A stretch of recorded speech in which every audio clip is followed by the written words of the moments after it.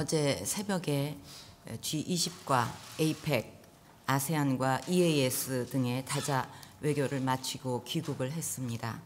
이번에 많은 일정을 짧은 기간에 소화해내느라 건강과 여러 가지 어려운 점이 많았는데, 또 갑작스런 김영삼 전 대통령의 서거 소식을 듣고 경황 없이 조문을 다녀왔습니다.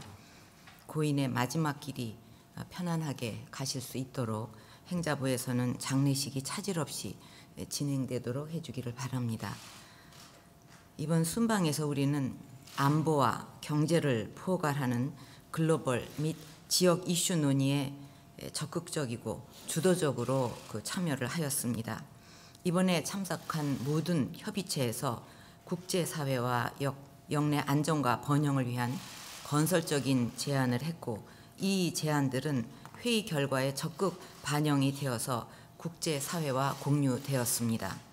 이런 성과는 우리가 이제 더 이상 글로벌 및 지역 이슈에 관한 규범이나 질서의 수혜자나 피규율자가 아니라 이를 만들어내는 위치에 있으며, 다른 국가들이 우리의 이러한 역할을 원하고 있다는 것을 의미합니다. 앞으로 우리는 이러한 규범 창출 논의에 더욱 적극적으로 참여해서 국익을 확보하고 국제사회의 발전에 기여해 나가야 할 것입니다. 오늘 예정이 없던 국무회의를 긴급히 소집한 이유는 이번 순방 직전과 도중에 파리와 말리 등에서 발생한 연이은 테러로 전 세계가 경악하고 있고, 이에 어느 나라도 예외일 수 없다는 급박함 때문입니다. 우리나라에서도 최근 위조 여건으로 국내에 체류하면서 국제 테러 단체를 지지하는 활동을 벌인 외국인이 구속이 되었는데, 이는 우리 역시 결코 테러 안전지대가 아니라는 방증입니다. 정부 각 부처는 긴밀하게 협조하여 테러 관련 정보 수집, 인적, 물적 취약 요건 제거 등 테러 위협 대비 활동을 강화해 나가면서 유사시에는 신속하게 대응할 수 있는 체제를 유지해 주기를 바랍니다. 각국은 테러를 방지하기 위한 선제적인 대책들을 세우고 있는 반면에, 현재 우리나라는 테러 관련 입법이 14년간이나 지연이 되고 있습니다.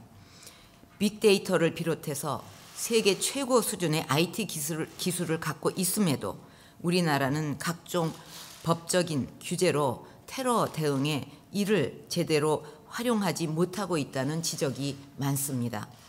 현재 테러 방지법, 통신비밀보호법, 사이버 테러 방지법 등 국회에 계류된 테러 관련 법안들의 처리에 국회가 나서지 않고 잠재우고 있는데, 정작 사고가 터지면 정부에 대한 비난과 성토가 극심합니다.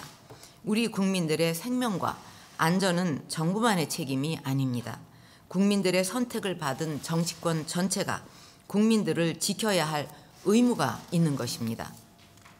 부디 14년간 지연되어 온 테러 관련 입법들이 이번에는 통과되어 국민의 생명과 안전을 지킬 수 있도록 최선을 다해 주시기 바랍니다. 다자회의 참석차 출국했던 지난 11월 14일 서울 도심 한복판에서 대규모 과격 시위와 불법 폭력 사태가 일어났습니다. 이번 폭력 사태는 상습적인 불법 폭력 시위 단체들이 사전에 조직적으로 치밀하게 주도하였다는 정황이 곳곳에서 드러나고 있습니다. 특히 구속영장이 발부된 민노총 위원장이 시위 현장에 나타나서 나라 전체를 마비시킬 수 있다는 것을 보여주자며 폭력 집회를 주도했고, 대한민국의 체제 전복을 기도한 통진당의 부활을 주장하고 이석기 전 의원 석방을 요구하는 정치적 구호까지 등장했습니다. 불법 폭력 집회 종료 후에도 수배 중인 민노총 위원장은 경찰의 추적을 피해 종교단체에 은신한 채 2차 불법 집회를 준비하면서 공권력을 우롱하고 있습니다. 이 같은 불법 폭력 행위는 대한민국의 법치를 부정하고 정부를 무력화시키려는 의도라고 생각합니다. 특히 남과 북이 대치하고 있는 상황인 우리나라에서 이런 일이 일어난 것은 묵과할 수 없는 일이고 전 세계가 테러로 많은 사상자를 내고 있는 때에 테러 단체들이 불법 시위에 섞여 들어와서 국민의 생명을 위협할 수도 있는 것입니다. 특히 복면 시위는 못하도록 해야 할 것입니다. 아이슬도 그렇게 지금 하고 있지 않습니까? 얼굴을 감추고서. 또한 수배 중인 상황에서 공권력을 무시하고 계속 불법 집회를 주도하는 것은 정부로서 결코 묵과할 수 없는 일입니다. 정부는 국민을 불안에 몰아넣고 국가 경제를 위축시키며 국제적 위상을 떨어뜨리는 불법 폭력 행위를 뿌리 뽑기 위해서 강력한 대책을 마련해서 대응해 나가야 할 것입니다. 모든 국무위원들은 비상한 각오를 가져야 합니다.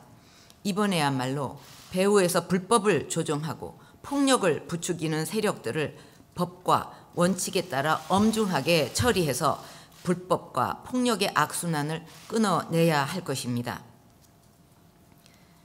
세계적으로 경제가 몸살을 앓고 있는데 테러까지 발생해서 경기 회복이 더욱 불분명해지고 있습니다. 이번 G20과 APEC에서 포용적 성장을 위해서는 서비스 산업 발전이 중요하다는 데에 정상들 간의 공감대가 있었습니다.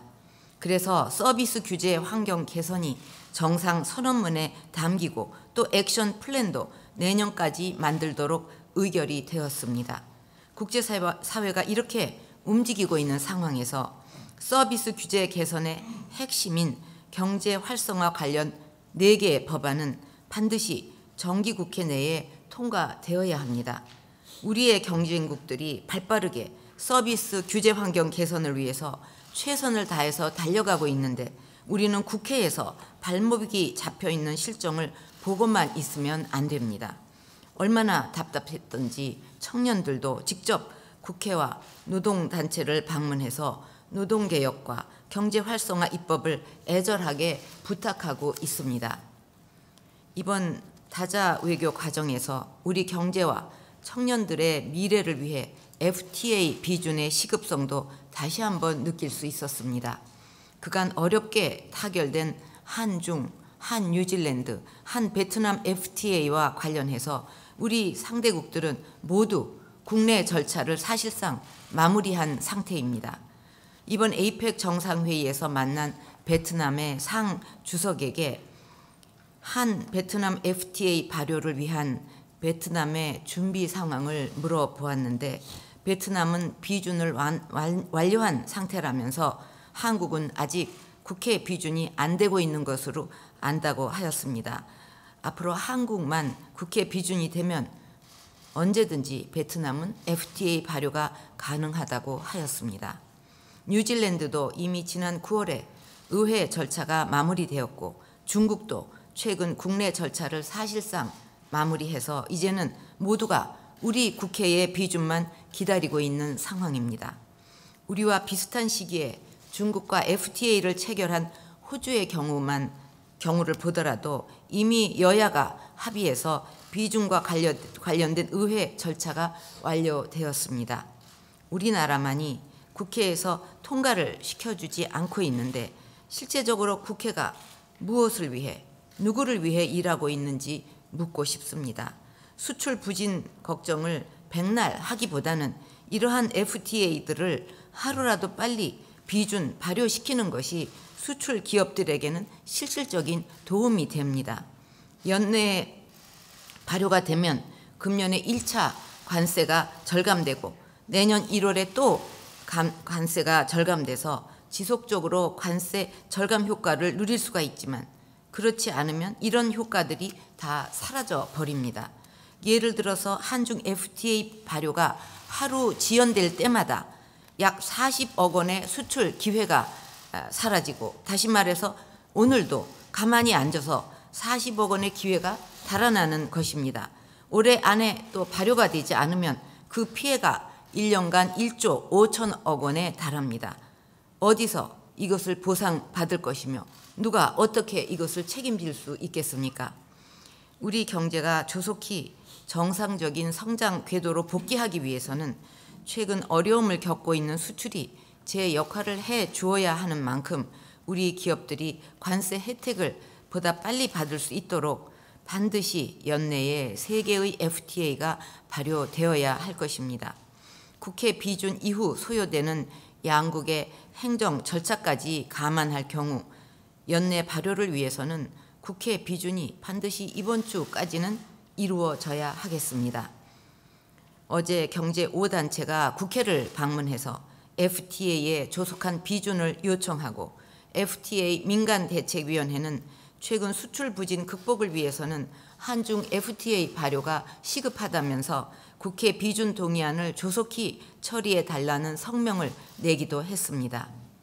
앞으로도 계속해서 우리 국무위원들과 정부는 적극 나서서 국민들에게 알리고 저도 적극적으로 개인적으로 어떻게 어렵게 타결된 FTA인데 우리가 이것을 제때 통과시키지 않으면 국민들에게 또 국익에 얼마나 큰 손해가 나는지 국민들에게 호소하고 나설 것입니다.